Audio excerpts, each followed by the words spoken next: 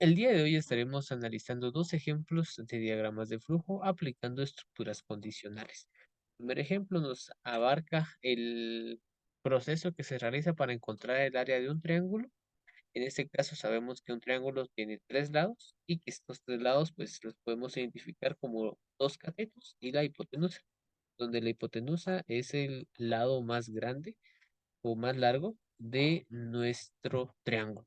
Entonces, para ello nosotros estuvimos utilizando lo que es nuestra estructura de escribir, ¿verdad? Para poder generar una salida, en este caso mostrar un mensaje en pantalla, y también la parte de leer para obtener una entrada o permitir ingresar un valor mediante el teclado, ¿verdad? Si se dan cuenta, pedimos el lado uno y leemos en la variable lado uno. Pedimos el lado 2 y leemos en la variable lado 2. Lado 3 y lo leemos en la variable lado 3. Ahora, luego es donde utilizamos las estructuras condicionales. Quiero que vean esta parte y nos vamos a ir enfocando uno a uno. En la primera parte yo digo que si mi lado uno es mayor que mi lado 2. Entonces, teniendo ese detalle en cuenta, podemos decir que si eso es verdadero, o sea, se cumple porque recuerden que una estructura condicional solo puede tener dos. En este caso, esta estructura, que es la que estuvimos manejando acá, ¿verdad? La de sí, entonces, solamente puede tener verdadero o falso.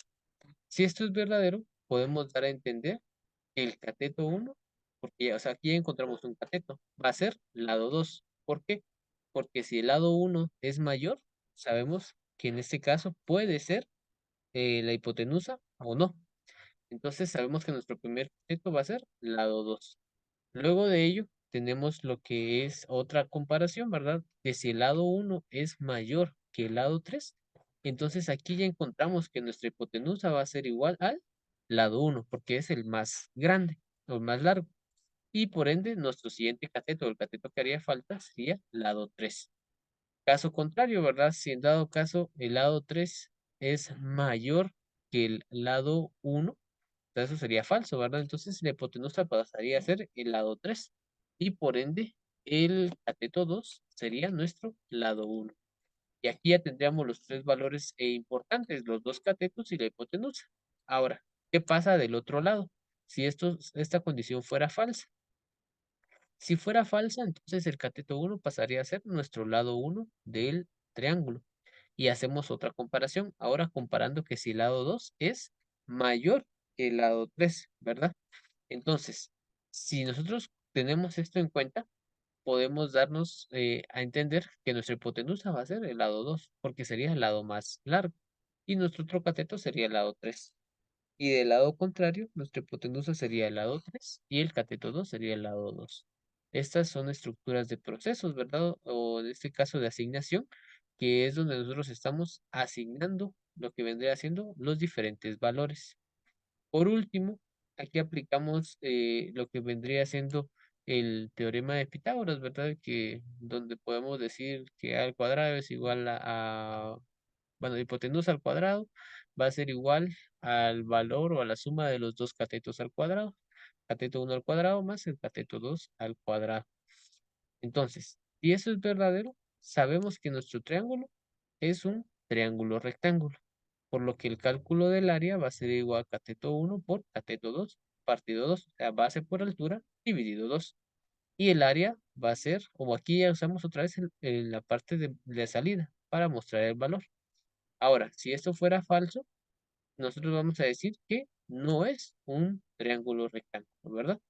Entonces, acá en este punto, este sería todo nuestro diagrama para el cálculo de un triángulo. Y esto sería con la estructura sí. Entonces, ahora tenemos otro ejemplo que quiero mostrarles y este es utilizando la estructura según para un menú de propinas. En este punto, quiero que puedan ver lo que es un menú de propinas con 6 opciones diferentes. La opción uno dice dejar 10, dejar 7, dejar 5, dejar 3 o una cantidad personalizada o no gracias. 6 opciones diferentes. Acá no estamos haciendo ningún proceso o alguna programación extra, solamente estamos mostrando estos mensajes en pantalla. Estamos teniendo un ingreso de datos en el momento en el que yo le digo al usuario que seleccione una opción para poderlo leer en esa parte de selección. Como bien sabemos, en nuestra estructura según, en esta parte nosotros lo que debemos de hacer es colocar la variable o el valor que estará evaluando en cada una de las diferentes opciones. Ahora, yo sé que el valor que voy a evaluar es el valor que ingresé donde pedí que seleccionara una opción. Entonces, este valor lo voy a evaluar en diferentes condiciones. Lo que sería la opción uno, donde voy a decir gracias por dejar 10. La opción 2, gracias por dejar 7. La opción 3, gracias por dejar 5. Tengo la opción 4, gracias por dejar 3. La opción 5, que me decía una cantidad personalizada. Entonces, aquí yo le digo, ingresa la cantidad de propina. Permitimos un ingreso de datos. Y por último, decimos gracias por dejar. Hacemos una concatenación, signo de quetzales, propina, el valor que ingresaron y ponemos después de propina. Y la opción 6 debería considerar dejar algo de propina.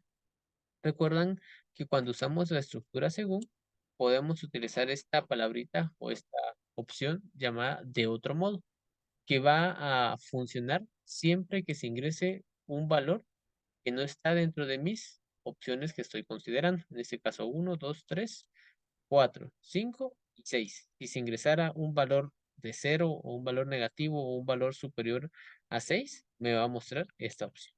Y así es como tendríamos nosotros nuestro ejemplo de la estructura según.